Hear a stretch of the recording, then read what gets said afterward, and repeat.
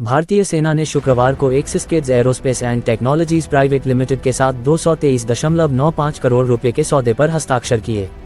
इसके तहत युद्ध स्थितियों में रसद पहुंचाने में तेजी लाने के लिए 212 अगली पीढ़ी के 50 टन के टैंक ट्रांसपोर्टर ट्रेलरों की खरीद की जाएगी।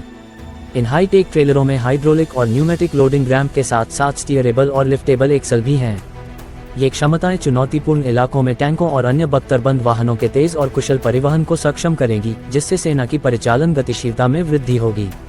यह अनुबंध रक्षा विनिर्माण में स्वदेशीकरण को बढ़ावा देने के लिए आत्मनिर्भर भारत पहल के अनुरूप खरीदे भारतीय IDDM श्रेणी के तहत हस्ताक्षरित किया गया है।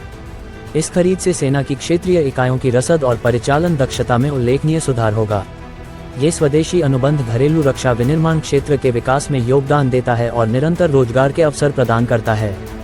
सरकार देश के रक्षा उद्योग को बढ़ावा देने के लिए उत्सुक है और इस महीने की शुरुआत में रक्षा मंत्री राजनाथ सिंह की अध्यक्षता में रक्षा अधिग्रहण परिषद ने स्वदेशी सोर्सिंग के माध्यम से लगभग 1.05 लाख करोड़ रुपए मूल्य के मिसाइलों और इलेक्ट्रॉनिक युद्ध प्रणालियों सहित सैन्य हार्डवेयर खरीदने के 10 प्रस्तावों को मंजूरी दी।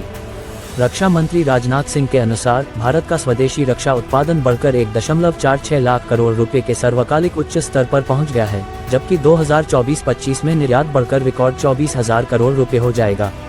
हमारा रक्षा उत्पादन, जो 10 से 11 साल पहले केवल 43,000 करोड़ रुपए था, अब 1,46,000 करोड़ रुपए के रिकॉर्ड आंकड़े को पार कर गया है, जिसमें निजी क्षेत्र का योगदान 32,000 करोड़ रुपए से अधिक है।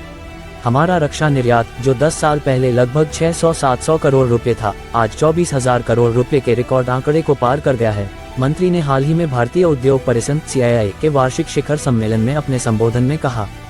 उन्होंने मेक इन इंडिया को सुरक्षा और समृद्धि के लिए महत्वपूर्ण बताया और कहा कि ऑपरेशन सिंदूर के दौरान स्वदेशी प्रणालियों के उपयोग ने ये साबित कर दिया है कि भारत में दुश्मन के किसी भी कवच को भेदने की शक्ति है। मंत्री ने कहा, हमारे हथियार, प्रणालियां, उपप्रणालियां, घटक और सेवाएं लगभग 100 देशों तक पहुंच रही हैं। रक्षा क्षेत्र से जुड़े 16,000 से अधिक MSME आपूर्ति श्रृंखला की रीढ़ बन गए हैं। ये कंपनियां न केवल हमारी आत्मनिर्भरता की यात्रा को मजबूत कर रही हैं, बल्कि लाखों लोगों को रोजगार भी प्रदान कर रही हैं। आप यहां तक सुन चुके हैं तो चैनल को लाइक और सब्सक्राइब करें और शेयर करना ना भूलें। धन्यवाद।